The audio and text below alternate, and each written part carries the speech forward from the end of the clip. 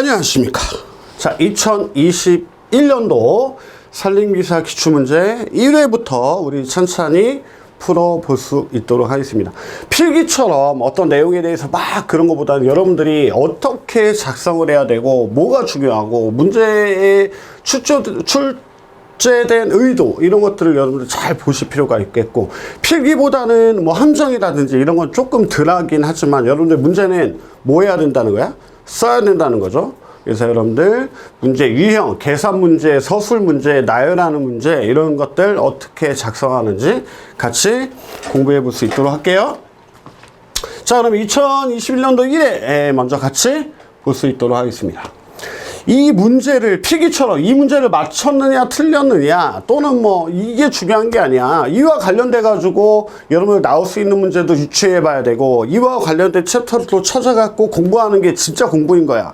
내가 이거를 풀고 오케이 난 이거 쓸 수 있어 이래서 좋아하는 게 아니고, 그래서 그렇게 여러분들이 좀 정리를 잘 하셨으면 좋겠다라는 말씀을 드리면서, 자, 첫 번째 문제 2021년도 번호, 문제 번호는 달진 않았습니다, 여러분들. 그래서 우리 부민문화사에 있는 문제를 순서대로 작성을 했고, 기출문제를 보기 전에 여러분들이 먼저 알고 계셔야 되는 것들은 뭐냐면, 과연 이 부민문화사나 이런데 출판사에서는 이 문제들을 어떻게 이렇게 실어놨을까라는 겁니다. 그거를 보면 어떻게 하냐면, 얘네들이 직원들한테, 부민문화사 같은 경우는 직원한테 시험을 보게 해요.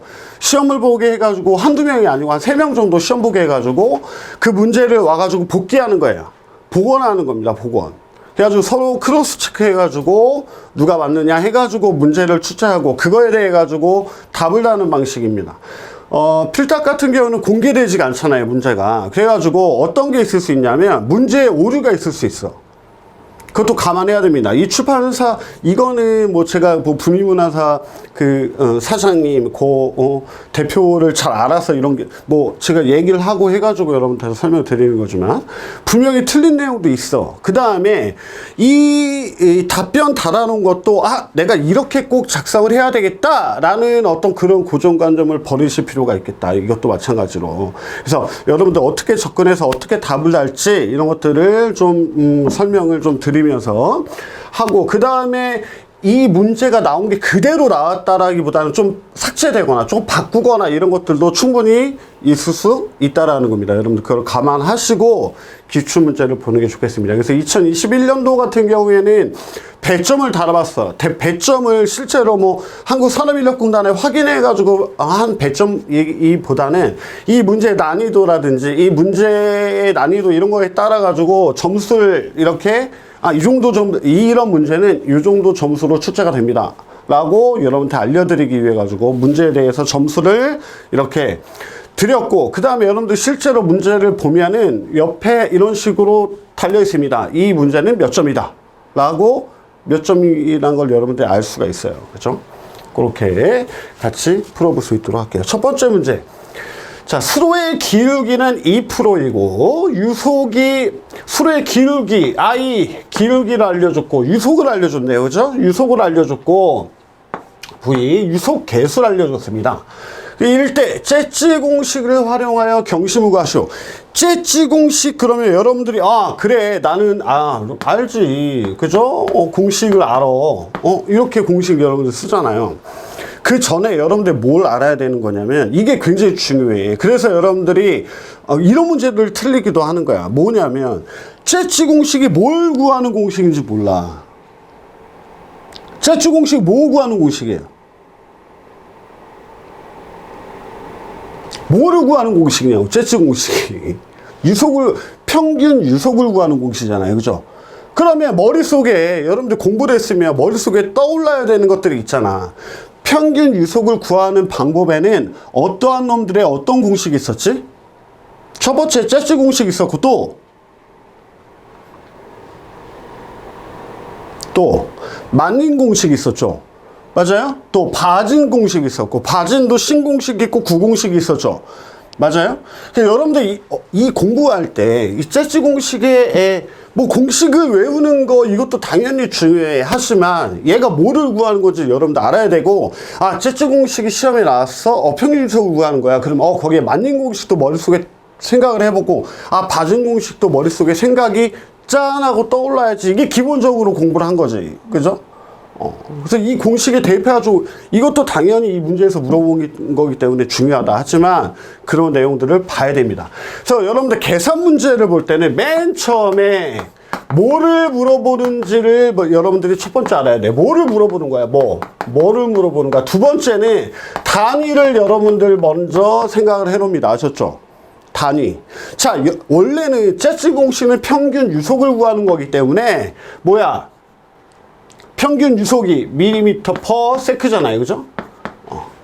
그죠? 밀리미터 퍼. 초에 몇 밀리미터가 오느냐라는 거잖아요. 근데 중요한 거는 얘는 원래는 재즈 공식을 물어보는 게 기존에 시험에 엄청 많이 나왔는데 지금은 뭘 물어본 거야? 경심을 물어본 거야. 경심이 어디 있어? 얘를 물어본 거잖아요. 그죠?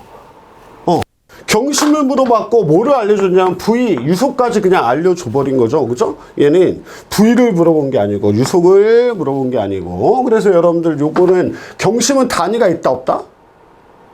단위가 뭐예요? 경심 단위가 뭐야? 메다예요. 그죠? 메다입니다. 유적을 윤변으로 나눠준 거잖아요. 그죠?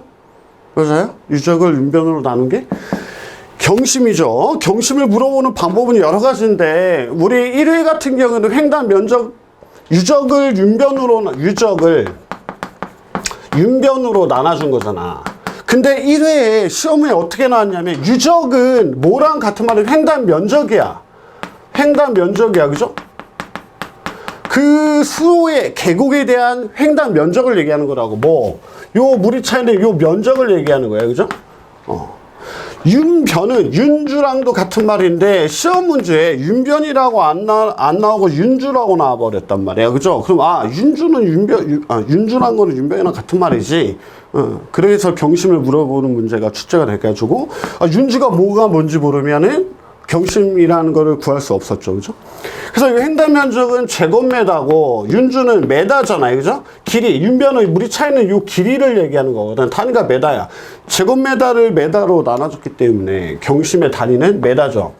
이러한 계산 문제를 여러분들 맨 처음에 보면 뭐를 물어보는 건지, 두 번째 이거에 대한 단위가 뭔지를 먼저 생각해 놓고 그 다음에 문제를 들이대세요. 아셨죠? 왜?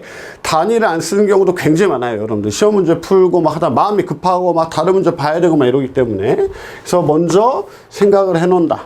자, 그러면 우리가 우리 공식에 나와 있는 것처럼 V를 알려줘 버렸죠. 0.2는 C라는 거는 유소 개수예요. 우리 실제로 문제에는 그냥 개수라고 알려줬는데 개수가 0.8 이렇게 기출문제 실렸는데 유소 개수라고 아마 알려줬을 거야. 유소 개수가 0.8이고, 그죠? 루트 R은 내가 알고 싶은 거고 곱하기 기울기가 얼마야? 0.02%니까는 0.02가 되겠죠. 그죠? 그죠? 요걸 하나하나씩 베껴가면서 풀면 돼요. 그죠? 0.8은 곱해준 거기 때문에 일로 가면 나눠주는 거죠. 맞아요? 0.8. 그 다음에 얘가 없어진 거고, 얘가 일로 넘어오면 제곱이 되는 거예요. 그죠? 맞아요? 그 다음에 얘가 일로 넘어오면 또 이거를 나눠주고, 그럼 한쪽에는 R만 남죠? 그 순서가 우리 교재에 나와 있는 대로, 순서대로 하나씩 나와 있는데, 중요한 거 여러분들 뭐를 알아야 되냐? 중요한 거는 이거야. 소수점 몇째 자리에서 반올림 하쇼까지 나와 있는데, 소수점 둘째 자리에서 반올림 하라는 거는 몇째 자리까지 쓰라는 얘기예요. 소수점 첫째 자리까지 쓰라는 얘기예요. 그죠? 맞아요? 그죠? 둘째 자리에서 반올림 하니까. 그죠? 자, 이와 관련, 이런 문제들을 답안을 작성할 때 여러분들 어떻게 작성을 해야 되느냐? 당연히 제가 여기 쓴 것처럼 막 이런 식으로 해가지고 0.2는 0.8 곱하기 루트 R 곱하기 I는 0.02 해가지고 막 이렇게 해가지고 풀어도 되는데, 답안을 쓸 때 얘는 나중에 지워버리고 이렇게 쓰시면 돼. 어떻게 쓰시냐? 재즈 공식을 쓰는 겁니다. V는 C, 루트 R I 이렇게 쓰시고 얘를 대입을 해. V는 0.2는 C 0.8 루트 R 곱하기 I 0.02였죠. 그죠? 쓰신 다음에 얘 해놓고 내가 막 이렇게 계산을 한 다음에 R은 얼마가 나와? 뭐 3.125 나오에서 소수점 반올림에서 3.1 이렇게 해놓으시고 맨 오른쪽 밑에 정답 3.1 메다 단위까지 써주십니다. 아셨죠? 이게 100점짜리 풀이 정답이에요. 공식 쓰고 대입을 하고 답을 도출하고 오른쪽 끝에 최종 얘가 물어보던 경심 얼마? 정답을 쓰는 겁니다. 아셨죠? 이해되세요? 이게 가장 최고 베스트. 만약에 나는 공식을 잘 모르겠다. 이 공식을 모르겠어. 공식을 모르는데 대입은 할 수 없겠지만 하여튼 그런 분들이 굉장히 질문을 많이 하니까 그 다음에 내가 만약에 때려 죽어도 공식 기억이 안 나 그러면 공식을 쓰지 않고 대입만 하셔도 상관이 없긴 한데 뭐 베스트는 아니니까 거기서 뭐 1점 뭐 그 채점자에 따라가 채점자가 깎아도 할 말은 없는 거야. 베스트는 공식 쓰고 대입하고 답 도출하고 맨 오른쪽 밑에 정답 이렇게 합니다. 모든 계산 문제나 답들을 여러분들 작성할 때 어떤 거를 도출해 놓고 정답을 오른쪽에 이렇게 해놨으면 채점자들이 하나하나 확인하지 않고 얘는 공식 썼고 맞고 정답이 맞네? 맞아. 이렇게 해버린다고 여러분들이. 15문제를 실점함에 있어가지고. 그래서 이렇게 도출하는 게 가장 베스트다라는 거 여러분들 말씀을 드립니다. 아셨죠? 그래서 이런 문제와 비슷한 문제들, 뭐 평균 유속을 구하는 문제 이런 것들 만능 공식 같은 경우도 마찬가지예요. 만능 공식도 당연히 뭐 평균 유속 구하는데 되게 중요한 문제로 시험에 아주 잘 나올 수 있고 채취 공식과 만능 공식은 굉장히 두 개는 잘 나오는 거고 바진 공식 같은 경우는 진짜 가끔 가다가 나 이거 잊을만 하면 나오는 게 바진 공식 계산한 거 이렇게 나옵니다. 그럼 여러분들 이 문제를 봤을 때 이걸 내가 풀 수 있다 없다 이게 중요한 게 아니야. 당연히 그것도 중요하겠지만 가장 중요한 건 뭐야? 이 평균 유속을 구하는데 어떠한 요소들이 있으며 어떤 종류들이 있고 채취 공식은 뭘 구하는 거고 이와 관련된 문제는 어떤 문제들이고 내가 그런 것들도 풀어봐야겠다 라고 하면 이 문제를 보고 어떻게 해야 돼? 처음부터 뒤져야 되는 거야. 그러면 만능 공식하고 채취 공식 그 다음에 바진 공식 문제가 어떻게 나왔는지 보고 걔네도 풀어보고 그래야지 이 기출문제 공부를 알뜰하게 한 거예요. 여러분들 또 궁금한 게 있으면 앞부분에 넘어가 가지고 내용에 대해서 찾아보고 이렇게 공부하는 게 겁니다. 뭐 얘를 계산해 가지고 답이 맞느니 틀리느니 이게 중요한 게 아니에요. 여러분들 아셨죠? 오케이? 알았어, 올랐어. 아신 걸로 생각하겠어요. 두 번째 문제. 요것도 아주 간단한 문제지만 여러분들이 뭐야 이딴 문제의 답이 뭐야 막 이렇게 여러분들 생각하실 수 있어. 당연히 우리 교재에는 나와 있어. 근데 여러분들이 뭘 알아야 되는 거냐, 삼각법을 이용한 게 뭐냐. 삼각법이 뭐냐, 삼각법이란 거는 이거야. 각이 3개인 건데 직각이 하나가 있는 삼각형의 3가지 각을 이용한 법이거든. 얘는 직각이에요. 직각. 요각, 코사인, 사인, 탄젠트 이 3가지 각으로 각각의 길이를 구하는 그 방법들을 얘기하는 거거든. 얘를 응용해 가지고 여러 가지 측고기 기기로 여러분들이 구할 수 있는데 여기에서의 나무의 높이는 얘가 나무의 높이인 거야. 즉 높이. 그죠? H 높이가 나무의 높이잖아요. 또 얘 밑변은 뭐가 될까? 밑변은 내가 떨어진 거리지. 이 나무와 내가 측정한 사람의 눈이 여기 있겠죠? 쌍꺼풀이 없네? 속눈썹이 길어요. 내가 바라본 그 지점을 얘기합니다. 그 지점으로부터의 거리고, 요거는 사거리가 되겠죠, 그죠? 그 요거의 값, 그래서 뭐 코사인, 사인, 탄젠트, 뭐 이렇게 식으로 여러분들이 구하는 이 방법을 이용한 기계들을 4가지를 쓰시오. 이렇게 내용이 나온 거거든요. 얘는 시험 문제에 자주 출제되는 문제는 사실 아닙니다. 왜 그러냐면 안 쓰는 기계들이 아주 옛날부터 이렇게 안 쓰던 기계들까지 다 써야 되는 그런 것도 있기 때문에 지금 쓰지도 않아요. 아주 옛날 거기 때문에. 그래서 이런 거 같은 경우에는 제가 강의 때 설명드렸지만 몇 가지가 있다 그러면 한 3-4가지만 여러분들이 그냥 좀 알고 계시면 좋겠다. 이런 식으로. 그래서 최신에 가장 많이 사용하는 거는 순토 칙곡이죠. 그죠? 여러분들 실제로 시험에 사용하는 게 순토 칙곡이죠. 그죠? 순토 칙곡이도 삼각법을 이용해가지고 하는 겁니다. 그죠? 그래서 얘는 사실 정확히 얘기하면은 이거는 순토 칙곡이라는 거는 사실 올바른 정확한 답은 아니거든요. 걔의 정식 명칭은 하이트 메타거든. 그래서 얘는 순토 칙곡이라고 안 적어도 하이트 메타라고 적어도 전혀 틀린 답이 아니에요. 걔도 마찬가지로.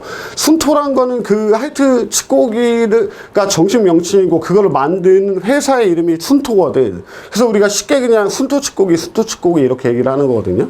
그래서 하이트 메타가 정식 명칭입니다. 순토란 회사에서 우리는 칙곡의 제품을 개발하고 만들었는데 이거 이름은 하이트 메타야 라고 지네들이 얘기를 했는데, 그죠?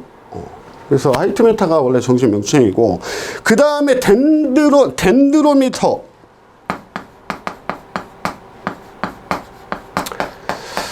덴드로미터는 어떻게 되어 있는 거냐면 내가 이 팔의 길이 거의 한 50cm 정도 된다고 봐요. 그래가지고 떨어진 거리에서 요만한 철로된 게 있거든요. 그거를 비교해가지고 걔보다 몇 단이 이렇게 있느냐, 한 단에는 몇 메다 가지고 그게 총 몇 개가 되면은 총 이 수고는 어림잡아 몇 메다다 라고 가늠하는 기계가 덴드로메다입니다. 이것도 지금 없어. 구할래야 구할 수도 없고 이걸로 측정하지도 않고. 이게 제가 98학번인데 군대 제대하고 2001년도에 학교에도 몇 개 안 남아가지고 이렇게 실습했던 기억이 나요. 그 다음에는 없어. 지금 사용하지도 않고. 그 다음에 하가 칙곡이, 제가 사실 그 그림을 준비하긴 했는데 사실 그냥 그거를 그림을 보고 이게 하가 칙곡이고 이게 덴드로메다고 이렇게 굳이 알아야 될 필요는 없기 때문에 그냥 하가 칙곡이. 그 다음에 한 가지 더는 여러분들 우리 교재에 나와 있는 것 중에 블루메리아스 칙곡이 요 정도만, 칙곡이 요 4가지 정도만 여러분들 암기하는 걸로 그렇게 하고 공부하시면 좋을 것 같습니다. 그래서 이 문제가 나오려면 한 2-3년 더 있어야 나올 수 있는 그런 문제들이죠. 그 다음에 이런 칙곡이와 관련돼서 시험에 나올 수 있는 것들이 뭐가 있냐면 이런 것들이야. 아까 삼각법에 의해 가지고 여러분들 구할 수 있는 것들이라고 했잖아요. 내가 예를 들면 칙곡이를 봤을 때 떨어진 거리는 15m이고 내가 이 나무의 초두부를 봤더니 예를 들면 80%라고, 80%야. 초두부를 봤더니 80%고 그놈을 봤더니 마이너스 10%일 때 이 나무의 수고가 얼마냐, 이런 거를 물어볼 수 있어. 그죠? 이건 어떻게 구해요? 80에서 마이너스 근원부 10%, 그죠? 100 떨어진 거리 15m. 이러면 이거에 대한 수고가 나오는 거죠. 이것도 삼각법에 의해 가지고 구하는 거거든요. 초두부를 봤더니 몇 프로더라. 근원부를 봤더니 몇 프로야. 초두부에서 근원부를 빼줘야 됩니다. 얘 마이너스 10이니까 마이너스 10을 빼줘야 되겠죠. 결국엔 더해지겠지만. 그 다음에 백분율이기 때문에 100으로 나눠주고 떨어진 거리를 곱해주면 이 나무의 수고가 측정이 되죠. 이런 문제가 출제가 될 수 있겠고. 수고와 관련돼서 또 시험 문제 나올 수 있는 건 이런 것들입니다. 수고 측정할 때 주의사항 4가지 쓰시오. 이런 것들. 여러분들 작업평 하면서 아마 작업평 때 여러분들 강의 보시면은 어디서 측정해야 되고 어떨 때는 어떻게 측정해야 되고 뭐를 어떻게 해야 되고 이런 내용들이 주의사항이 나와요. 그런 내용들 적으면 돼. 굳이 외울 필요가 없어요. 여러분들이 해야 되는 거기 때문에. 그래서 수고와 관련된 문제는 그 정도 선에서 여러분들이 공부를 하면 수고와 관련돼서 내가 시험 문제 나오면 맞출 수 있는 거죠. 그렇죠? 그 정도 볼 수 있도록 하겠습니다. 세 번째 문제. 원구 지름이 30cm고 말구 지름이 20cm. 제장 양쪽의 원구와 말구의 지름 알려줬네요. 길이도 알려줬어. 스말리안식을 우리가 양단면적법이라고 하죠. 그죠? 양단면적법. 후버식은 중앙단면적법이에요. 그죠? 그 문제가 여러 가지 유형으로 출제가 되는데 얘는 정말 그냥 너무 정직한 애야. 왜? 원구지름이랑 말구지름이랑 제장을 알려줬기 때문에 이거는 뭐 스말리안식을 떠나가지고 양단면적법으로 즉 스말리안식으로 풀 수밖에 없어. 근데 얘를 중간지름, 중심지름 또는 중간지름이 얼마라고 세 가지를 다 알려줘. 그러면 스말리안식으로 푸시오라고 하는 거는 이거 뭐야? 양단면적으로 해야 돼? 중간면적으로 해야 돼? 헷갈릴 수가 있겠죠? 스말리안식이 양단면적법인 거를 여러분들이 알고 일단 있어야 되는 거고 그죠? 맞아요? 그런 걸 먼저 알고 있어야 됩니다. 제적을 계산하라고 했으니까 단위는 당연히 세제곱미터겠지 그죠? 단위는 세제곱미터야. 그래서 공식을 써야 되겠지. 맨 처음에 뭐 공식을 어떻게 씁니까? 2분의 자 원구지름 더하기 말구지름 더하기 곱하기 길이 L 이렇게 써야 되겠죠 그죠? 얘는 단면적이야. 내가 알려준 거는 지름을 알려줬고 얘를 구할 때 어떻게 구해? 0.785 곱하기 D의 제곱 이렇게 구하죠 그죠? D의 제곱 얘는 0.3의 제곱 얘가 될 것이고 그 다음에 얘는 말구지름 0.785 곱하기 0.2의 제곱 얘가 단면적이잖아요 그죠? 단면적을 더해가지고 뭐로 2로 나눠주고 곱하기 뭐 길이 8m 이렇게 적어주시면 되겠죠. 책에 나와 있는 대로 4분의 파이 이런 식으로 계산하지 않습니다. 0.785 곱하기 D의 제곱 이렇게 여러분들 적어줘야 돼요. 그래서 공식을 이렇게 써주시고 스말리안식 써주시고 대입을 하셔가지고 답을 도출하고 이 답이 어떻게 나왔어? 뭐 넷째 자리에서 반올림하라고 했으니까는 어떻게 돼? 넷째 자리에서 반올림이면 셋째 자리까지 써야 됩니다. 그죠? 맞아요? 이것도 문제가 제가 봤을 때는 문제가 잘못된 거야. 왜 그러냐면 우리가 하나 나무 이런 이 단제적이라고 하잖아. 그죠? 말구직경과 원구직경이 있고 이 통나무 안에 지름을 얘기할 때는 무조건 이건 약속한 거야. 소수점 넷째 자리까지 쓰는 게 원래는 맞아요. 넷째 자리까지 쓰는 게 맞는 거야 원래. 단지적을 우리가 얘기할 때는 어떤 전체 이런 나무들의 합을 얘기할 때 뭐 헥타당 수척이나 총 소점 둘째 자리까지 쓰게끔 돼 있고 얘네들의 합은 셋째 자리 이런 식으로 우리가 약속을 해놓은 건데 얘는 소수점 넷째 자리에서 반올림하라고 했다. 이것도 마찬가지로 소수점 넷째 자리까지 쓰시오를 이거를 이렇게 답으로 갖고 오면서 소수점 넷째 자리에서 반올림하시오 이렇게 바꿨을 가능성이 굉장히 농후한 문제 중에 하나입니다. 단제적은 그래서 얘를 계산해서 나오면 오른쪽에 정답 해가지고 어떻게 해줘야 돼? 뭐 셋째 자리까지 쓰라고 굳이 했으면 0.40808의 세제곱 단위까지 이렇게 써주셔야 되겠다라는 거. 그죠? 아주 쉬운 문제입니다. 그래서 우리가 이런 하나의 단제적을 구하는 방법에는 뭐가 있지? 여러분들? 그 파트에 머릿속에 뭐가 있었어?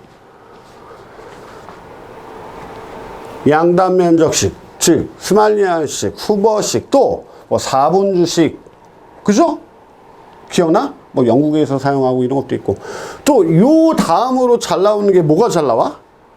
산림청법이 있죠. 맞아요? 제장 6m 이상 6m 이하에 따라 가지고 계산하는 방법이 틀리죠.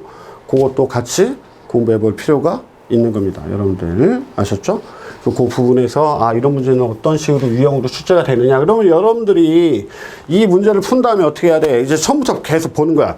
제적 이런 한 단제적을 구하는 문제가 어떤 식으로 출제가 유형으로 출제가 됐는지, 뭐가 나왔었는지, 야 산림청법이 나왔었냐, 아니면 야 후보식도 나왔네. 이 세 가지를 다 원구지름, 중간지름, 말구지름을 다 알려주고 후보식과 스말리안식을 각각 계산하시오. 이런 문제도 출제가 될 수가 있는 거고, 그죠? 맞아요? 산림청법으로도 구하라고도 설명할 수도 있는 겁니다. 얘를 중간지름까지 다 알려준 다음에 스말리안식, 후버식, 산림청법으로 각각 계산하시오. 5점짜리 문제. 당연히 다 계산할 수 있겠죠? 맞아요? 뭐 산림청법은 말구직경 자수법이기 때문에 얘만 필요해. 얘만 알고 제작만 하면 다 여러분들 계산할 수 있잖아요. 그죠? 맞아요?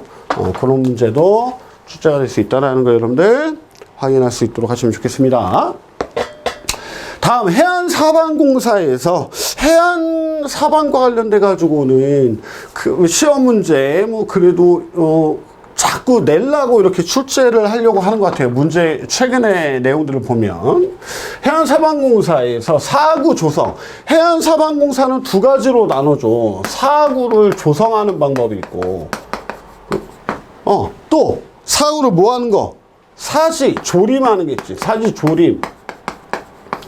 사지, 그러니까는 바람에 의해 가지고 흙이 날려와 가지고 여기에 쌓이게끔 만드는 거 사구 조성이라고 하고, 흙이 있는데 바람에 의해서 날아가지 못하도록 만드는 거를 우리가 사지 조성 또는 사지 조림, 우리가 사지 조림 우리가 이렇게 얘기를 한단 말이에요. 그죠? 사구 조성 방법에는 뭐가 있었죠? 흙을 바람에 날아가서 멈추게 해야 돼. 어디에 땅 부딪혀가지고. 그게 뭐를 세워놓는 거야? 울타리를 세워놓는데 무슨 울타리라고 그래? 퇴사 울타리. 그죠? 퇴사울 세우기. 그죠? 퇴사울 세우기라고 하고, 또 모래덮기도 있고 파도바위가 있어요. 그 중에 예에서 물어본 거 뭐냐면 사구 조성 방법 중에 모래덮기 공법 3가지를 써라. 모래덮기는 모래가 날아가지 않도록 만들어주는 거거든요. 그 방법에는 모래를 덮어, 집 같은 걸로. 두 번째는 사초를 심어. 그래가지고 모래가 날아가지 않도록 하고, 또 실파공이란 거는 종자를 하나하나씩 단독으로 파종을 한다거나, 또는 준비토, 종자, 비료, 흙 3가지를 같이 한 거를 뿌리는 이런 것들을 우리가 실파공이라고 해요. 그래서 얘 같은 경우에도 그렇게 자주 시험에 문제에 나오는 유형은 아니었지만 이렇게 출제가 됐습니다. 그래서 여러분들 앞부분에 페이지에 보면은 우리 교재를 보면 잠깐 보면 사방공학에 보면은 몇 페이지? 페이지에 보시면 135페이지에 나와 있는 사구 조성 방법에 3가지가 있고, 그 안에 내용에 대해서 설명한 내용 부분, 그 다음에 136페이지에 나와 있는 사지 조림 방법엔 2가지가 있고, 그 안에 내용이 나와 있는 게 있거든요. 그래서 그 내용은 여러분들이 꼭 숙지를 하실 필요가 있겠다. 그 다음에 뭐 여러분들 식수공법 같은 경우에 할 때는 우리가 바닷가에다 나무를 식재하는 거기 때문에 뭐야? 어떤 수종들을 심어야 될지, 그죠? 어떤 수종, 적합한 수종에 대해서 설명을 하고 있잖아요. 그죠? 적합한 데서도 잘 자라야 되고, 우리 페이지 135페이지에 나와 있어. 그죠? 걔도 아주 잘 물어보는 거야. 그죠? 여러분들 2가지 중에 헷갈리면 안 돼. 사방 수종으로 적합한 것들, 그 다음에 해안 사방의 수종으로 적합한 게 2가지가 여러분들 적합한 수종을 물어볼 때 나와 있거든요. 그래서 그 내용들 2가지 같이 따로 잘 정리하셔가지고 시험 문제 준비할 수 있도록 하시면 좋겠습니다. 다음 산림평가 방법에 이용되는 산림 변형 요소. 요 시험 문제 딱 봤을 때 여러분들 맨 처음에 생각난 게 뭐가 생각났을 것 같아? 이거 생각났을 걸. 임지, 자본, 노동. 이거 쓴 사람들 분명히 굉장히 많을 겁니다. 산림을 평가하는 방법에, 그래, 산림평 요소 3가지 딱 떨어지잖아. 임지, 자본, 요소. 이 3가지가 여러분들 아마 쓸 리가 굉장히 많은데, 얘네는 임업에서 나오는 생산을 할 때 생산의 요소 3가지예요. 임지, 자본, 노동, 이 3가지는. 그래서 얘를 쓰면 안 되는 거지. 얘는 산림 경영 요소가 뭔지를 여러분들 쓰라고 했는데, 이 산림 경영 요소에는 첫 번째, 수익. 2번째, 또 그에 따른 비용. 3번째는 이 수익과 비용 다 같이 들어가는 이율이야. 이자 또는 이율. 이 3가지가 산림 경영의 요소입니다. 얘를 조금 더 상세하게 여러분들 공부를 하면, 수익에는 내가 나무를 키워가지고 그 나무를 벌게까지 키워가지고 내가 벌칠해가지고 얻는 수익, 그걸 우리가 주수익이라고 그래. 주수익이 있고, 그 동안에 그 나무가 벌게까지 자라는 동안에 내가 감벌도 하고 거기에 당기임산물도 심어가지고 팔아먹고 막 이랬어. 이런 것도 우리가 부수익이라고 한다. 이 부수익이라고 나눠줘. 그죠? 수익에는 2가지 종류가 또 있는 거고, 그죠? 비용에는 어떤 것들이 있을까? 비용에 내가 쓴 산림 경영을 할 때 내가 경영이란 거는 뭐를 만들어 가지고 뭘 해가지고 생산해 가지고 팔아먹는 거잖아요, 그죠? 그 생산할 때 그 생산비 이런 것들이 비용이겠죠. 그래가지고 뭐 조림비, 관리비 이런 것들, 그 다음에 지대, 그 다음에 채취비 이런 것들이 들어가겠죠. 그 내용들도 여러분들 알고 있어야 됩니다. 그래서 임업이율이라고 우리 교재에 나와 있는데 이자 또는 이율 이렇게 쓰셔도 전혀 무방하다. 산림경영의 세 가지 요소는 이 세 가지가 되겠다. 여러분들 원래 여러분들 원문 우리가 산림경영학이라는 원문에 보면은 산림경영 요소는 사실 두 가지로만 나눠지는 거야. 수익하고 비용이거든. 비용인데 왜 세 가지를 쓰라고 했냐면 산림평가에서 이 수익과 비용에 모두 관여하고 들어가는 게 이자, 즉 이율이기 때문에 그래요. 그죠? 세 가지를 쓰라고 나와 있습니다. 사실 두 가지 이 내용이 나와 있긴 한데, 그래서 여러분들 그 부분은 잘 볼 수 있도록 합니다. 옹벽의 안전조건 시험에 아주 잘 나오는 거 한 3점짜리 또는 4점짜리인데 이게 여러분들 요번에 시험에 이런 것들 무조건 한 문제 이상 나와요. 뭐냐면 한 4가지 정도가 있는 거. 옹벽의 안정조건 또는 사방댐의 안정조건 또는 뭐 임도의 설계 순서 4가지를 쓰고 순서 뭐 어디까지 그거에 대해서 뭐 얘는 4가지를 쓰시오라고 나와 있는데 쓰고 설명하시오. 이런 문제들이 아주 잘 출제되어 있어요. 이거는 4점 또는 5점짜리 문제예요. 그죠? 그런 것들이 여러분들 어떤 내용이 있고 요거는 그렇게 쓰고 설명하시오라고 문제가 나올 수 있겠구나. 여러분들이 판단되는 거는 쓰고 설명할 수 있도록 공부를 하셔야 되겠다. 얘는 옹벽의 안정조건 그냥 4가지를 쓰라고 한 거기 때문에 얘 같은 경우에 정답을 어떻게 써줘야 돼? 1. 여기에다가 정답이라고 웬만하면 써주시고 1, 2, 4 이렇게 쓰십니다. 아셨죠? 전도에 대한 안정, 뭐 활동에 대한 안정, 내부 응용에 대한 안정, 치마에 대한 안정 이렇게 쓰시고 이렇게 쓰시는데 내가 예를 들면 3가지뿐이 생각이 안 나. 이런 문제를 풀 때 그러면 하나 쓰고 2개 쓰고 3개 쓰고 4가지라고 했는데 하나가 죽어도 생각이 안 나면 4번 써놓고 빈칸. 뭔 말인지 알겠죠? 그러면 맞아요. 사실 내용은 똑같아요. 옹벽의 안전조건과 사방댐의 안전조건에 대한 내용은 똑같은데 같은 말이긴 합니다. 그래서 대신에 약간 눈 가리고 아웅인데 우리 교재에 나와 있는 옹벽의 안정조건에 대한 나와 있는 그런 단어들을 써줘야 되고 사망댐에 나와 있는 안정조건에 대한 단어들을 써주는 게 좋겠다. 더럽고 치사하지만 맞춰줘야지 뭐 어떻게 그죠? 그렇게 여러분들이 하고 빈칸을 남겨주면은 4개 중에 4점 중에 나 몇 점 줘? 3점. 나 3개 맞췄거든? 이라고 알려주는 겁니다. 그죠?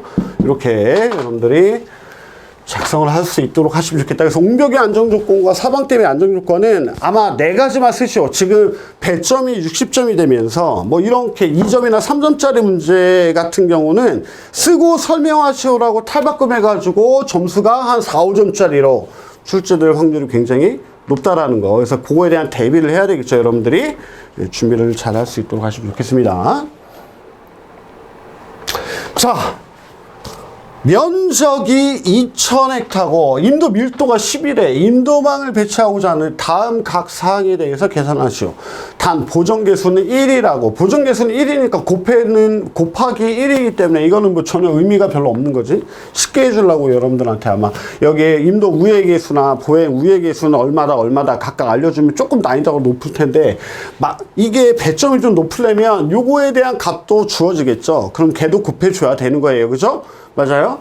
그래서 이 면적을 알려줬고, 임도 밀도를 알려줬는데, 연장거리 그러니까 여러분들 굉장히 그럴 텐데, 전체 길이를 이야기합니다. 왜 그래? 헥타가 면적이 1헥타일 때 10m니까는 2000헥타일 때는 몇 메다냐 이걸 물어보는 겁니다. 그러니까 너무 어렵게 생각할 필요가 없는 거예요. 그죠? 맞아요? 그러면 어떻게 돼? 2만 메다가 되겠죠? 그죠? 2만 메다. 1헥타일 때 10메다니까는 2000헥타일 때는 몇 메다야? 이거 물어보는 겁니다. 그 0 하나 더 붙으면 되는 거야. 그죠? 2만 메다. 여기 우리 교재 같은 경우에 연장 거리 같은 경우에는 킬로메다로 여러분들 이렇게 주어졌잖아요. 그죠? 킬로메다로 여러분들 정리하는 것보다는 왜 그러냐면 연장 거리를 딸 때 우리가 인도 밀도를 딸 때 이게 킬로메다가 아니잖아요. 맞아요? 그렇기 때문에 이걸 굳이 킬로메다로 안 해도 상관이 없어요. 그냥 2만 메다라고 해도 전혀 무방합니다, 여러분들.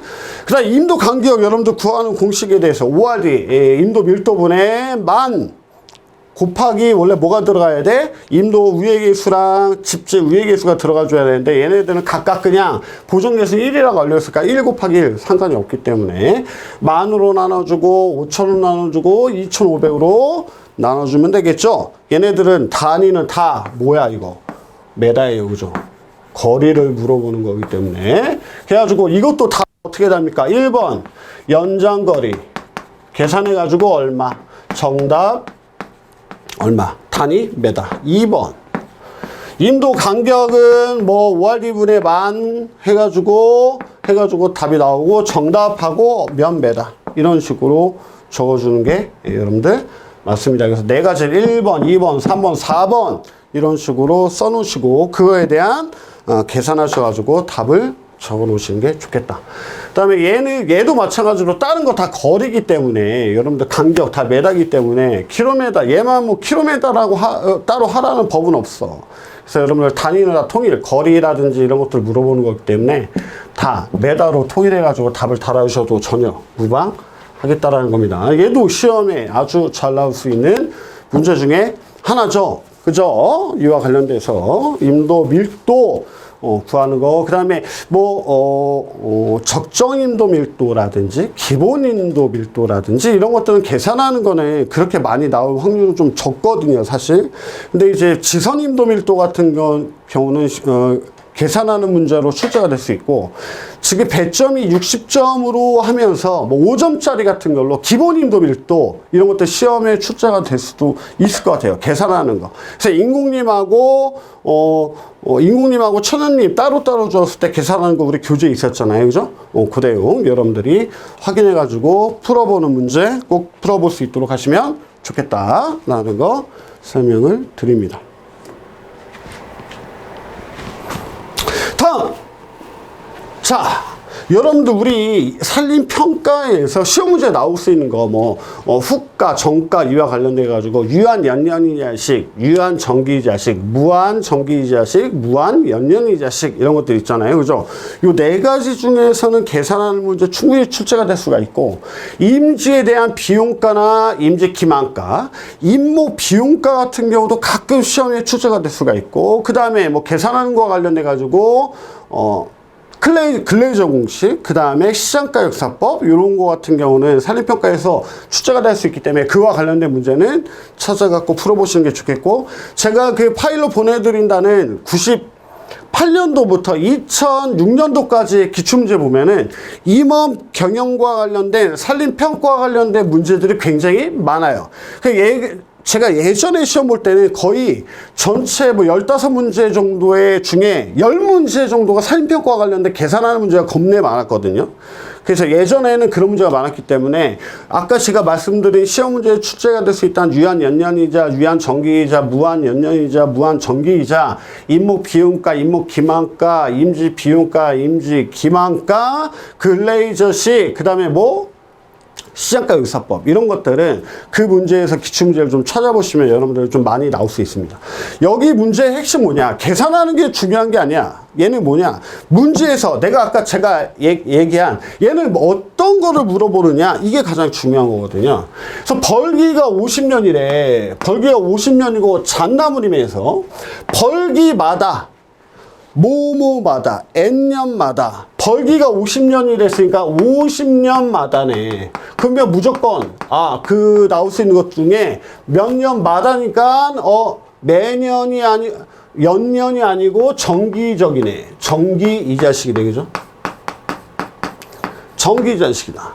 그래서 5천만 원의 수입을 영구히 얻기 위한 영구히 얻는다라는 거 무한이네. 그죠? 그죠? 무한 정기 이자식 그러면 생각이 나야 되겠죠. 그래서 어떻게 돼? 1.0 P의 N년마다 마이너스 1의 R이잖아요. 그죠? 그래서 이 공식이 생각이 나서 여기에 대입을 해야 되겠다. R은 5천만 원이고 1.0 이율이 얼마래? 알려줬지. 6%고 그 다음에 50년 마이너스 1 계산하면 되겠죠. 계산하면 되는데 당연히 시험 문제 여러분들이 시험을 봐도 다 이렇게 거의 100%야. 이렇게 나올 확률이 되게 많아. 알려줍니다. 이 값을 아예 알려줘. 1.06에 50승 소수점이 굉장히 많이 늘어지기 때문에 이 값을 아예 간단하게 얘네들이 이런 식으로 뭐 정리를 해주겠죠. 그러면 그거를 대입을 여러분들이 하시면 좋겠다라는 거고.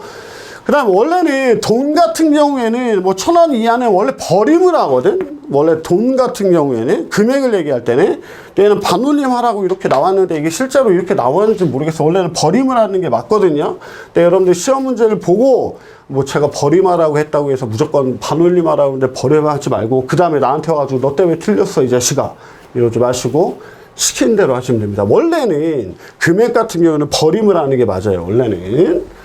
그래서 여러분들이 아까 제가 말씀드린 그런 종류들 여러분들이 공부하실 필요가 있겠다. 다음 582페이지 보시면 여러분 9번 문제입니다. 줄거리형 와이프의 연결 고정 방법 세 가지. 이거는 사실 솔직히 말씀드리면 틀려라. 너 이거까지 공부 안 했지. 이거 약간 이런 느낌이거든요. 이거는 기능사 문제에서 출제가 되는 것 중에 하나인데 산림기사에서보다 또 기능사의 산림 기능사에서도 우리 와이어로프와 관련돼 가지고도 좀 약간 아웃사이드 문제야. 자주 나오는 문제는 아니란 얘기죠. 그러니까 임업 기계도 꾸준히 문제를 내려고 얘네들이 탐색을 하고 있구나. 그래서 새로운 문제가 하나 나온 거거든요. 여태까지 시험 문제 나온 적은 없어요. 그죠? 그래가지고 여러분들 세 가지 방법이 있겠다. 얘가 시험에 이제 앞으로 나오려면 여러분들 이러지. 그건 똑같아요. 1.0P의 N승 이거는 1 플러스 뭐 NP의 뭐 몇 승 이거랑 똑같은 거거든요. 사실. 근데 이게 교재마다 표시를 그냥 N 이렇게 하는 것도 있고 플러스 뭐 1 플러스 1.0 플러스 P의 뭐 N승 이런 식으로 설명하는 경우도 있는데 그냥 원래 공부할 때는 그냥 이렇게 공부하는 게 훨씬 더 좀 약간 편하거든요. 근데 교재에 나와 있는 대로 여러분들 공부를 하기 때문에 그거에 맞춰갖고 공부를 하시면 좋겠습니다. 그래서 얘 같은 경우에 여러분들 이러지. 야, 이 문제가 나왔으니까 줄거리형 와이프의 연결 고정 방식 세 가지를 쓰시고 이 세 가지를 죽어라 냈다 외운다고. 그 다음에 시험에 나오면은 그렇게 나오진 않거든요.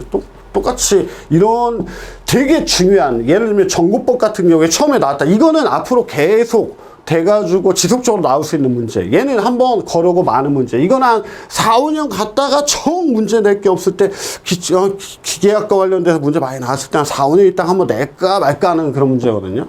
여러분들 이거에 대해서 조금 더 공부를 해볼 필요가 있겠죠. 그래서 이거 같은 경우는 이 세 가지를 외우고 넘어가는 것도 중요하겠지만 우리 교재에 보면 아이스플라이스 가공법, 소켓, 록, 그 다음에 클립, 그 다음에 웨지, 소켓 이렇게 종류가 나와 있잖아요. 그 중에 세 가지 종류만 쓰면 됐어. 그 다음에 한 가지 더 가가지고 똑같은 문제가 나오면은 그 중에 세 가지 또는 네 가지 또는 5가지를 써가지고 여러분들 시험 문제에 맞출 수도 있겠지만 어떤 방법으로 시험에 출제가 될 수 있느냐.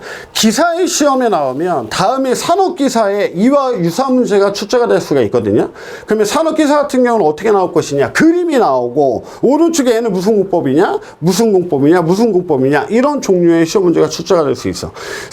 산림기사에서는 그렇게 많이 다루거나 중요한 내용은 아니기 때문에 사실 뭐 제가 뭐 강사로서 그런 얘기 하면 안 되겠지만 넘어가도 상관이 없어. 종류 3개만 알면 되는데 굳이 그쵸? 그래도 원래 그런 말을 하면 안 되겠지만 여러분들 공부는 해야 되겠지만 종류가 3가지 뭔 줄 알고 기사가 공부해야 될 거니까 이제 앞으로 출제가 될 수 있는 거는 이렇게 나올 수도 있고 먼저 그걸 먼저 정리하면 이렇게 나올 수 있고 그 다음에 뭐 4가지를 쓰시오 이런 식으로 나올 수 더 하나 더 쓰라고 그렇게 나올 수도 있고 산업기사 같은 경우에는 그림이 나오고 이 그림은 소켓이냐 웨지 소켓이냐 뭐 록이냐 아이스플라이스냐 이걸 물어볼 수도 있겠고요.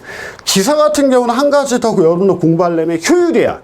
내가 얘를 이렇게 사용해가지고 줄거리 어디 걸어가지고 당겼을 때 풀어지지 않도록 하는 게 이 줄거리용이거든요. 고리를 만드는 거잖아요. 그죠? 이 중에서 효율이 100%인 게 있어. 가장 주거리용으로 많이 쓰이고 효율이 100%인 거는 소켓이야. 소켓 방법. 소켓 뭐 가공법이라고 하는데 소켓 방식, 소켓 공법 뭐 이렇게 쓰셔도 전혀 상관이 없는데 우리 교재에 나와 있는데 뭐 소켓 가공법이 정답이에요. 만약에 기사에서 이와 관련돼서 새로운 문제가 또 뭐 출제가 될 수 있는 건 이것뿐이 없어. 효율이 100%인 연결 와이어로프의 연결 고정 방법이 무엇이냐라고 물어본다면 소켓 가공법이다. 그 정도 알고 넘어가면 좋겠습니다. 10번 문제 볼까요? 접선 길이 TL과 CL을 구하라는 거죠. CL. 근데 여러분들 여기서 이 문제 굉장히 자주 출제되고 여러분들 2회 때도 출제가 될 수 있는 문제입니다. 근데 뭘 잘 봐야 되냐면 이 각이야. 뭐 TL이든 아니면 이런 것들은 뭐 R 곱하기 탄젠트 2분의 교각이고, 그죠? CL은 0.001745 곱하기 반지름 곱하기 교각이잖아요. 근데 중요한 거는 얘가 내각이냐 또는 교각이냐. 다른 문제 보면 뭐 교각이 120도다 라고 주어지면 교각은 그냥 대입을 하면 돼. 뭐 TL 같은 경우는 R 곱하기 탄젠트 뭐 2분의 교각이잖아요. 그죠? 얘를 그냥 대입하면 되겠지만 내각이라고 알려주면 교각을 해줘야 되거든. 각이 있으면 이런 식으로 돼 있어. 이 내각이란 건 요 곡선을 만드는 데에 대한 안에 내각이거든. 그럼 교각은 뭐냐? 이 선과 이 선이 만나는 요게 교각이란 말이에요. 그죠? 이 교각은 180도 빼기 내각이잖아. 그래서 구해줘가지고 넣어줘야 돼. 그런데 얘는 그래도 아주 여러분들이 헷갈려가지고 틀려서 뭐라고 욕먹기 싫은지 90도라고 한 거야. 그죠? 180-90은 90이죠. 여러분들 그냥 모르고 넘어가서 대입해도 답은 맞았을 거야. 그죠? 맞아요? 근데 그거를 두 가지를 확인을 여러분들이 해줘야 되겠다는 겁니다. 그죠? 이렇게. 그래서 얘를 대입해가지고 여러분들 품이라. 그래서 얘도 마찬가지로 답을 쓸 때 어떻게 써야 돼? 1번. 접선 길이. 이 TL은 R 곱하기 탄젠트 2분의 교각해놓고 얘를 대입해가지고 답을 놔놓고 2번. 그래서 정답 얼마? 2번. 가시거리 또는 곡선길이 CL이죠. CL을 우리 교재에 보시면 360도분의 2파이 곱하기 R 곱하기 뭐 세타 이런 식으로 해놨는데 얘는 0.01745 곱하기 R 곱하기 교각 이렇게 푸실 수 있도록 하십니다. 아셨죠? 그 다음에 소수점도 여러분들이 확인을 할 수 있도록 하시고 얘네들의 단위는 뭐라고? 길이 구하고 길이 구하는 거기 때문에 두 개 다 단위는 메다예요. 그죠? 얘는 기출문제 보시면 여러 가지 문제가 나와 있습니다. 근데 보면 거기에 보면 얘가 교각으로 알려준 놈도 있고 얘가 내각이라고 알려준 놈도 있습니다. 그거 여러분들 확인하시고 여기에서 한 가지 더 얘는 뭐 4점짜리나 3점짜리 문제인데 5점짜리다 그러면 한 가지 더 구하래. 뭐 외선 길이. 외선 길이까지 구할 수 있어야 돼. ES죠. 그죠?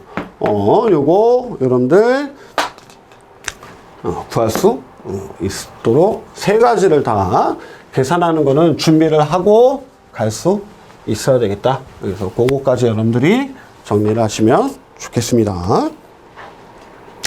방수로 사다리꼴의 장단점을 쓰시오. 이거는 2007년도 2회인가 나온 문제입니다. 그때 나오고 지금 2021년도 1회에 나왔네. 그죠? 몇 년 만에 나온 거야 이거? 10 몇 년 만에 나온 거야. 7년도가 아니구나. 미안해요. 근데 2012년도 거의 10년 만에 나왔네. 2012년도 제가 산림 기사 강의를 2010년도부터 했거든. 2011년도 1회부터 강의를 했구나. 2011년도 1회부터 강의를 했는데 강의한 지 얼마 1년 좀 지났을 때 이 문제가 나온 거야. 근데 이게 중요한 문제는 답이 없어. 이게 어디 나온 거냐. 내가 이거 답을 그때 당시 여러분들이 뭐 되게 좋아하는 산림인 휴게실도 굉장히 활성화가 별로 안 됐을 때야. 그때도 뭐 사람 몇 명 안 들어가고 막 이랬을 때거든요. 산림기사 강의하는 데도 없었고 막 그런 시절이었어. 그래가지고 제가 이걸 어디서 찾았냐면 그게 강사잖아. 나름 산림기사 강사는 나쁜 놈인데 이거 답을 뭐 거기에 난리 난 거야. 이게 답이 뭐냐 우리 학생들도 그렇고 막 그래가지고 이거를 찾았더니 어디서 찾았냐. 2011년도인가에 누가 논문으로 이 사다리꼴 방수로에 대한 무슨 뭐뭐에 대한 고찰을 해가지고 누가 논문을 낸 거 내용이 나와 있거든요. 그 내용에 뭐 여러 가지 뭐 활꼴이라든지 뭐 직사각형 여러 가지 방수로의 모형이 있는데 사다리꼴 모형은 해가지고 이렇게 길게 나온 게 있어. 긴 내용 설명을 가만히 보니까 이거에 대한 이점, 뭐 장점은 뭐고 이렇게 분석한 게 아니고, 야, 사다리꼴 방수는 뭐 직사각형 또는 여러 가지 활꼴에 비해 가지고 어떤 거 설명을 해놓고 또 어떤 거는 어떤 식으로 해가지고 어떤 거는 좀 수정하고 여러 가지 해야 되겠다. 이 내용을 제가 1번, 2번, 3번, 3가지, 1가지, 2가지, 3가지, 원래 단점은 4가지인가 5가지 정도가 이렇게 정리가 되는데 제가 그 산림미술계시는가 저희 그 산림 덕성기술학원 카페, 제가 덕성기술학원에서 강의할 때인데 카페에 요 3가지만 내가 올려놨거든, 우리 카페에.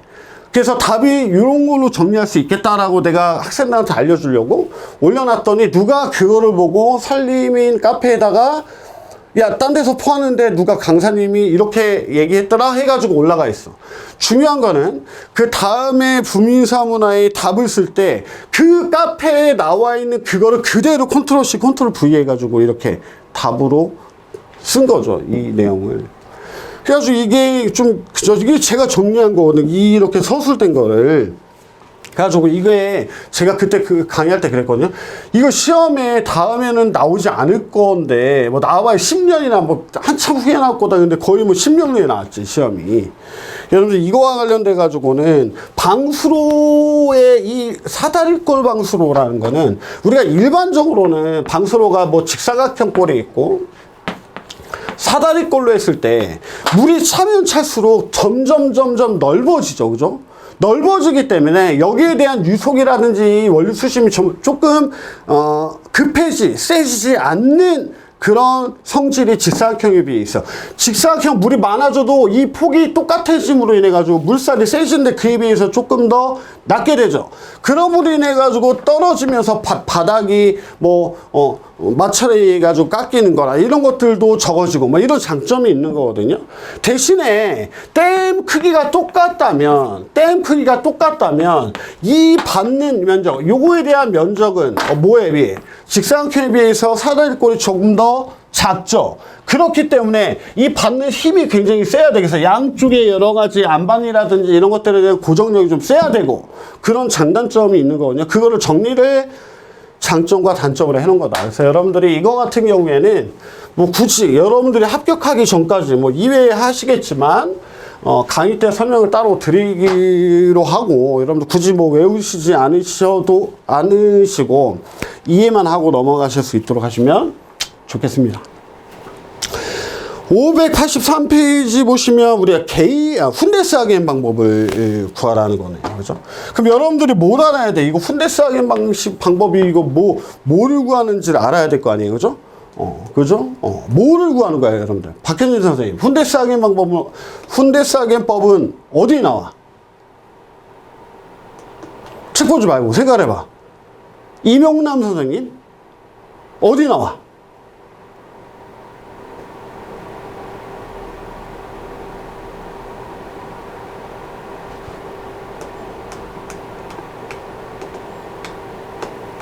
신홍식 선생님 어디 나와? 훈데스 하겐 방법이.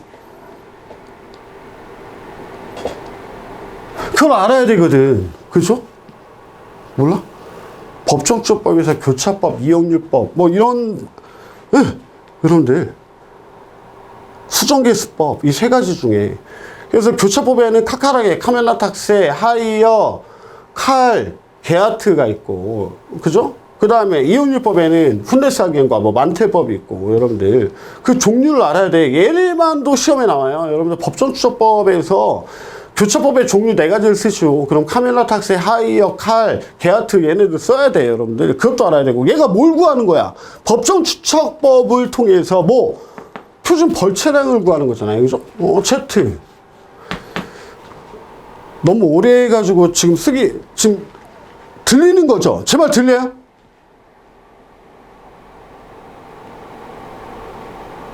아, 들리는데 답을 안 하는 거야. 아, 알겠어. 약간 삐질 수도 있겠지만, 그래, 오케이.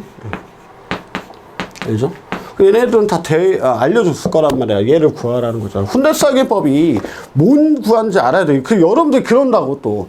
나는 구하라고 카메라 탁제법 A에서 Z, V, W 빼기 VN 해가지고 더하기 Z, 해가지고, 공식이 생각이 안 나네. Z 해가지고 이 공식도 겁나 외우고 카메라 탁제 겁나 외웠더니 결과적으로 수정대수법의 종류 세 가지를 두 가지를 쓰시오. 이런 거 나왔다고. 어려웠다고. 쉽게 나온 게 어렵다 그러고 여러분들 그러면 안 되는 거예요 여러분들. 그래서 어떤 경우가 있냐면 산림기사를 공부한 사람들, 교재를 보고 산림기사를 공부한 사람들이 산림기사는 합격을 한다? 근데 산업기사는 떨어지는 이런 경우가 굉장히 많아요. 필답 점수가 더 안 나와. 이런 걸 모르기 때문에 아주 더 기본적인 거거든요. 그런 거를 먼저 알고 공부해야 되겠죠. 공식 치고 대입하셔가지고 답을 구하는데 벌채량을 구하는 거라고 그랬어. 그래서 이거에 대한 단위는 뭐가 돼? 세제곱미터죠. 벌채량이니까, 그죠? 세제곱에다가 되겠죠. 그래서 얘는 아주 좀 그렇게 어려운 문제는 아닙니다. 여러분들, 그래서 훈대싸개법으로 구하라고도 충분히 알려줬고요. 그죠? 이렇게 여러분들이 구할 수 있도록 합니다. 그래서 당연히 카멜라 탁세법으로 계산하는 것도 충분히 출제가 될 수 있고, 그 법에서 시험 문제에 나올 수 있는 것도 이런 것들이잖아요. 규차법의 종류가 4가지가 있고, 그 중에 공식 외워야 될 거는 카멜라 탁세법이고, 그 다음에 이용률법에서 얘는 원래는 훈대상해법은 카멜라 탁세법에 비해 가지고 문제 출제 빈도가 굉장히 낮지만 나온 거야. 나올 수 있는 거고, 이용률법에 훈대상해법에 대한 공식은 알고 있어야 되고, 그죠? 법조법에서 그런 것들 여러분들 종류가 뭐가 있고 이런 것들을 알고 계셔야 된다고 강의 때 설명을 드렸습니다. 자, 임목평가 방법 중에 비용가와 시장가 역산법에 대해 가지고 설명하시죠. 우리 교재 26페이지에 여러분들 벌기 미만 이상, 그 다음에 유령님, 중령님, 장령님에 대해 가지고 수익 방법인지 비용가법인지 수익 환원법인지 등등에 대해서 족보 정리하라고 나와 있죠. 이것뿐만이 아니고 우리 페이지 나와 있는 26페이지에 나와 있는 것들 여러분들 알아야 되는데, 그 중에 얘는 뭘 물어본 거냐면 비용가하고 시장가 역사법에 대해서 설명하시오라고 내용으로 나와 있는 겁니다, 여러분들. 그죠? 그래서 이 두 가지를 비교해서 설명을 할 수 있어야 되겠다라는 겁니다. 그래서 얘는 비용가는 어떤 방식이야? 그 중에 우리 페이지 26페이지에 보시면 원가 방식이네. 원가 방식의 비용가법, 그죠? 있는 거예요. 그죠? 시장가 역사법은 비교법이잖아. 비교 방식. 비교 방식이 있는 거. 전혀 두 가지는 상관이 있는 게 아닌데, 뭐야? 두 가지를 비교하라고 그랬어. 그러면 1번 비용가법.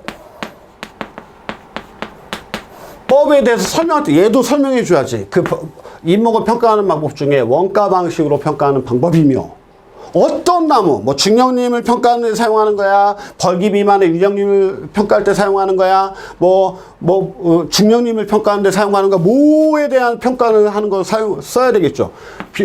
원가 방식으로 하는 방법이고, 어떤 나무를 평가할 때 하는 방법이고, 내용이 나와줘야 돼. 이 세 가지가 들어가 줘야지 맞는 겁니다. 두 번째, 시장가 역사법. 벌기 이상의 임목을 평가하는 방법으로 시장에 있는 매매가를 조사해가지고 매매가와 비교해가지고 등등 우리 교재에 나와 있는 거죠. 거기서 비용을 제외한 그런 금액이다라고 여러분들이 쓸 수 있어야 됩니다. 그죠? 사실 이런 유형의 문제는 출제가 많이 자주 되는 방식은 아니지만, 그래도 앞으로 100점이 60점이 되고 이러면서 출제가 될 수 있는 이런 문제도 굉장히 많아요. 또 비교해가지고 설명하시오. 비교해서 설명하라는 이런 문제도 출제가 될 가능성이 굉장히 많고요. 그죠? 이런 것도 여러분들이 감안하셔가지고 공부할 수 있도록 하고, 시장가 역사법은 여러분들 공식도 당연히 알아야 되고, A에 들어가 있는 거, B에 들어가 있는 거, 이런 것들 강의 때 어떤 것도 주의해야 되는지 여러분들한테 설명을 드렸습니다. 고성능 임업기계인 펠레먼처 프로세서, 하베스터 이런 것들이 뭐가 있는지, 벌목, 벌목, 조제, 작동, 집제, 소집제, 운제 이런 식으로 나와 있는 게 있을 거예요. 그죠? 그 중에 할 수 있는 게 뭐냐를 물어보는 거거든. 이 원래 펠레먼처도 약간 아웃사이더지. 원래는 가장 중요한 만능으로 다 할 수 있는 거 하베스터. 벌목부터 집재까지, 소집재까지 다 할 수 있잖아요. 그죠? 그 중에서 벌목만 못하는 건 프로세서고. 그죠? 펠레번처럼 뭐 할 수 있는 거냐? 벌목을 한 다음에 다른 건 아무것도 못해. 집어가지고 어디다 놓는 거, 집재 이 정도 할 수 있는 거거든요. 그죠? 그렇게 내용을 나왔습니다. 그래서 우리 교재에 나와 있는 뭐 벌목뿐만이 아니고 이런 말 똑같이 쓸 필요 없어. 펠레번처는 할 수 있는 작업급이 벌목과 집재이다. 그죠? 그래서 주로 나무를 벌목을 하고 이 벌도되는 나무를 집재하는 데 사용하는 다목적 인목 수학 장비이다. 이렇게 쓰셔도 전혀 무방해요. 얘랑 똑같이 쓸 필요는 없다는 얘기예요. 그죠? 또 이렇게 설명 물어볼 수 있어. 펠레번처와 프로세서를 비교해 가지고 설명하시오. 그죠? 프로세서는 뭐만 못하는 거야? 벌목을 제외한 여러 가지 다른 거, 작동, 집재, 작동, 벌목만 못하고, 조제, 작동, 집재, 이런 등등의 것을 할 수 있는데 비해 펠레번처는 벌목, 그 다음에 얘를 집재하는 기능, 그 외에 작동이라든지 다른 기타에 대한 단위 작업은 할 수 없다. 이런 식으로 써셔도 전혀 무방하다라는 거. 자, 인반을 구획하는 방법, 소반을 구획하는 방법. 이 인반을 구획하는 방법은 2021년도에 트렌드였나 봐. 1회, 2회, 3회 다 나왔고. 그 다음에 이와 관련된 문제는 어디와 관련된 문제냐면 임항과 지황과 관련된 문제거든요. 얘네들은 임항과 지황은 무조건 한 회에 한 문제, 기본적으로 한 문제 이상은 무조건 시험에 나옵니다. 그래서 2021년도에 인반 구획 방법에 대해서 트렌드로 계속 나왔어. 그래서 원래는 1년에 3번 내내 이런 식으로 나오면 그 다음에는 다른 게 나오거든요. 그러면 인반 구획 방법 또 무슨 방법이 있지? 소반 구획 방법이 있겠죠? 소반을 구획하는 사유라든지, 그죠? 소반을 구획하는 방법! 이런 것들에 대해서 공부를 해줘야 되고, 여러 가지 지황의 종류, 임항의 종류가 뭐야 있고, 소밀도는 몇 프로인지, 임상은 어떻게 되는지, 이런 것들 다 여러분들 비교해가지고 쓸 수 있도록, 걔는 여러분들이 산림을 공부하는데, 산림 조사람에 있어서 아주 기본적인 내용이기 때문에 여러분들이 정리를 다 하실 필요가 있습니다. 그래서 인반 구획 방법, 소반을 구획하는 방법, 인반 구획 사유, 소반 구획 사유, 이런 것들, 종류들, 여러분들 다 공부할 수 있도록 하시면 좋겠습니다. 그래서 2021년도 1회 기출문제 같이 풀어봤습니다. 자, 고생하셨습니다. 감사합니다.